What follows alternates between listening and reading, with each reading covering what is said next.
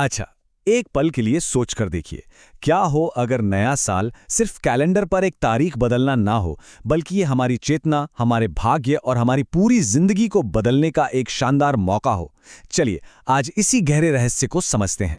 जानते हैं, भारत की आध्यात्मिक परंपरा में असली नया साल जनवरी की कड़कड़ाती ठंड में शुरू नहीं होता। नहीं, ये तो तब शुरू होता है जब प्रकृति खुद अंगड़ाई लेकर जागती है, जब फूल खिलते हैं और पूरे ब्रह्मांड में एक दिव्य ऊर्जा दौड़ने लगती है।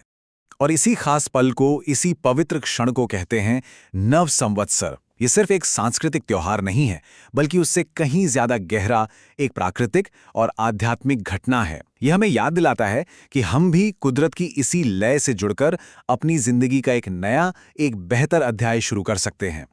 अच्छा, तो इस कॉन्सेप्ट को सही से समझने के लिए हमें बिल्कुल शुरुआत में जाना होगा, मतलब समय की भी शुरुआत में।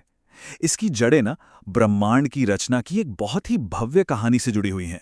तो हमारे प्राचीन ग्रंथ बताते हैं कि इसी दिन, यानी चैत्र शुक्ल प्रतिपदा के दिन, भगवान ब्रह्मा ने इस ब्रह्मांड को बनाना शुरू किया था। इसका मतलब क्या है? इसका मतलब ये है कि नव संवत्सर खुद काल, यानी कि टाइम के जन्म का प्रतीक है।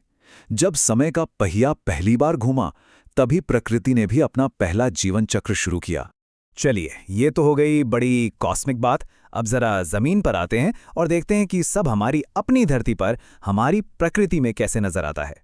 इस समय के दौरान जरा अपने आसपास की दुनिया को महसूस कीजिए।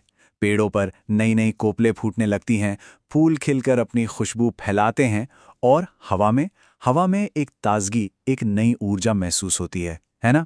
ऐसा लगता है जैसे पूरी की पूरी धरती मानो खुद अपना एक नया जन्म सेलिब्रेट कर रही हो।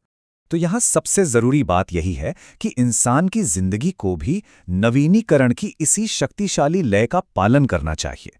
जैसे प्रकृति पुरानी सूखी पत्तियों को गिराकर नई कोपले लाती है, बिल्कुल वैसे ही हमें भी अपने पुराने विचारों और आदतों को छोड़कर नए की तरफ बढ़ना चाहिए। तो बाहर की दुनिया से प्रेरणा लेकर अब चलिए अपने अंदर की दुनिया में झांकते हैं और इस पर्व के गहरे आध्यात्मिक मतलब को समझते हैं। आपको पता है, नव संवत्सर से ही उन 9 पवित्र रातों यानी चैत्र नवरात्रि की शुरुआत होती है। और देवी दुर्गा और महिषासुर की जो लड़ाई की कहानी हम सब सुनते हैं, वो असल में हमारे अंदर चल रहे संघर्ष की कहानी है। महिषासुर कौन है? वो हमारा अहंकार, हमारा घमंड, हमारा ज्ञान है। और देवी दुर्गा वो ज्ञान, साहस और दिव्य शक्ति हैं, जिनसे ही इस अंदर के महिषासुर को जीता जा सकता है।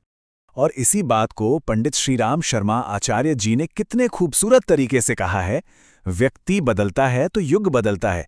मतलब दुनिया में बड़ा बदलाव लाने की शुरुआत एक छोटे से बदलाव से होती है, और वो बदलाव है खुद में बदलाव।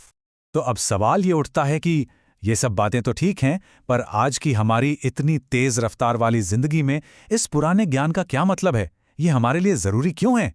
चलिए इसके प्रैक्टिकल फायदों को समझते हैं। और मजे की बात यह है कि ये फायदे सिर्फ आध्यात्मिक नहीं है। ये दर्शन, ये फिलॉसफी हमें एक पूरा ब्लूप्रिंट देती है हमारी पूरी जिंदगी को बेहतर बनाने का। तो ये हमारी जिंदगी के 4 जरूरी हिस्सों पर काम करती है: फिजिकल, इमोशनल, साइकोलॉजिकल और सोशल, जिससे हमारी पूरी पर्सनैलिटी का एक होलिस्टिक रिन्यूअल होता है। चलिए एक एक करके देखते हैं। सबसे पहले फिजिकली, इस दौरान जो व्रत या हल्का खाना खाया जाता है ना, वो हमारी बॉडी के लिए एक तरह का डिटॉक्स है। ये हमारे पाचन तंत्र को आराम देकर उसे रीसेट करता है।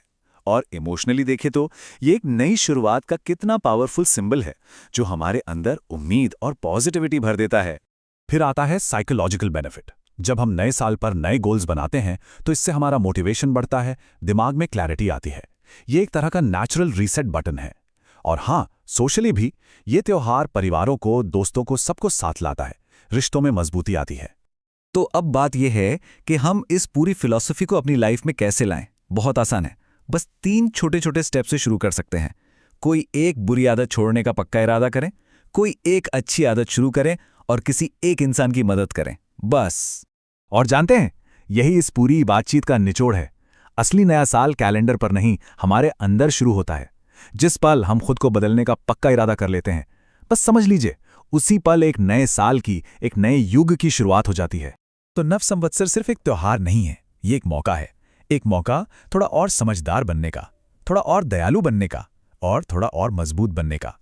तो ये सवाल खुद से पूछने वाला है कि जब हम खुद को बदलते हैं तो क्या हम सच में अपने जीवन का एक नया साल शुरू नहीं करते?